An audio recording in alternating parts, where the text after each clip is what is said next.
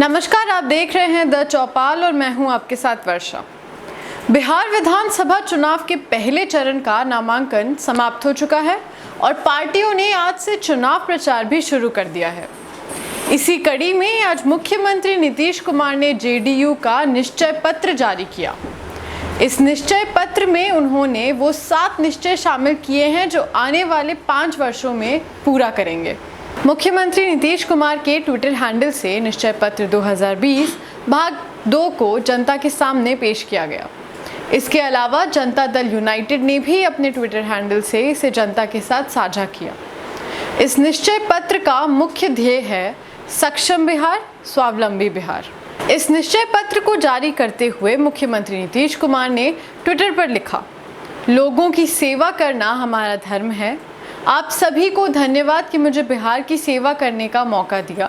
मुझे विश्वास है कि आपके सहयोग और आशीर्वाद से 7 निश्चय भाग 2 को क्रियान्वित कर हम राज्य को विकास की ओर ऊंचाइयों तक पहुंचाते हुए सक्षम एवं स्वावलंबी बिहार बनाएंगे। इस ट्वीट के साथ ही उन्होंने वो निश्चय पत्र भी साझा किया जिसके 7 निश्चय हैं।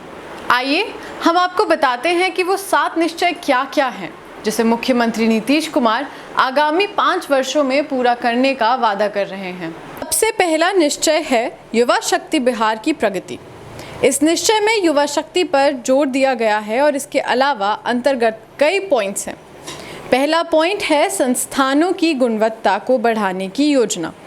दूसरा पॉइंट है हर जिले में मेगा स्किल सेंटर ताकि युवाओं को स्वावलंबी बनाने के लिए स्किल डेवलप किया जा सके। तीसरा पॉइंट है हर प्रमंडल में टूल रूम।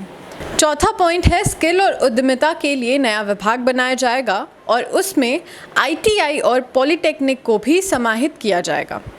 5वां पॉइंट है उद्यमिता के लिए अनुदान और प्रोत्साहन। इसके अंतर्गत उच्च स्तर के प्रशिक्षण के बाद युवाओं को रोजगार लगाने के लिए सरकारी सहायता उपलब्ध कराई जाएगी।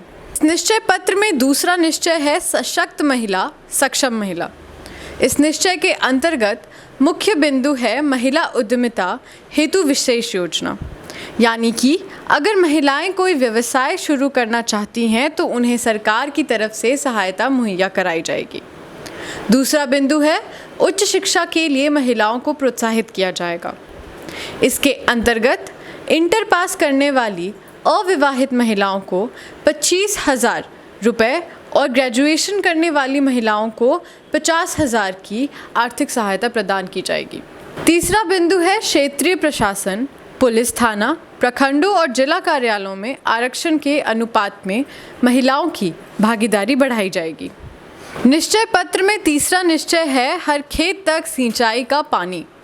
इस निश्चय के तहत हर संभव माध्यम से हर खेत तक सिंचाई का पानी पहुंचाया जाएगा। चौथा निश्चय है स्वच्छ गांव, समृद्ध गांव। इस निश्चय के तहत सभी गांवों में सोलर स्ट्रीट लाइट की व्यवस्था कराई जाएगी। वार्ड स्तर पर नालों और गलियों की सफाई कराई जाएगी। नालों से निकले गंदे पानी के ट्रीटमेंट की व्यवस्था कराई जाएगी ताकि उसे किसी अन्य इस्तेमाल में लाया जा सके। हर घर से ठोस कचरे का संग्रहण किया जाएगा। आधुनिक तकनीकों का इस्तेमाल कर मछली पालन और मुर्गी पालन को बढ़ावा दिया जाएगा। निश्चय पत्र में 5वां निश्चय है स्वच्छ शहर, विकसित शहर। इस निश्चय के अंतर्गत सभी शहरों में कचरे का प्रबंध उचित तकनीक के माध्यम से किया जाएगा। वृद्ध लोगों के लिए सभी शहरों में आश्रय स्थलों की व्यवस्था की जाएगी और उचित रखरखाव की व्यवस्था की जाएगी। शहरों में रह रहे बेघरों और भूमिहीनों को बहुमंजिली इमारत बनाकर उनके आवास की व्यवस्था की जाएगी। सभी शहरों और नदी घाटों पर इलेक्ट्रिक शवदाह की व्यवस्था की जाएगी।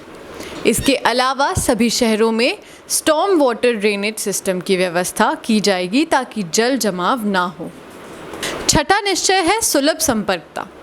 इस निश्चय के अंतर्गत सभी गांवों को अस्पताल, बाजारों, नेशनल हाईवे और स्टेट हाईवे से जोड़ने के लिए नई सड़कों का निर्माण किया जाएगा। शहरी क्षेत्रों में बाईपास और फ्लाईओवरों का निर्माण किया जाएगा ताकि ट्रैफिक को सुचारू ढंग से चलाया जा सके। 7वां निश्चय है सबके लिए अतिरिक्त स्वास्थ्य सुविधा। इसके अंतर्गत प्रत्येक 8 से 10 पंचायतों पर पशु अस्पतालों की व्यवस्था की जाएगी। पशुओं के लिए कॉल सेंटर और मोबाइल ऐप की मदद से घर तक डॉक्टरी सहायता उपलब्ध कराई जाएगी। इसके अलावा गांव-गांव तक लोगों को स्वास्थ्य सुविधाओं की बेहतर उपलब्धता सुनिश्चित की जाएगी। इस निश्चय पत्र के माध्यम से युवा वर्ग से लेकर वृद्धों, गांव से लेकर शहर और किसानों से लेकर महिलाओं तक को साधने की कोशिश की गई है। अब इस निश्चय पत्र पर जनता कितना भरोसा दिखाती है ये तो 10 नवंबर को ही पता चलेगा, क्योंकि उसी दिन चुनाव के रिजल्ट आएंगे। बिहार विधानसभा चुनाव से जुड़ी बाकी अपडेट्स के लिए जुड़े रहिए द चौपाल के साथ। धन्यवाद।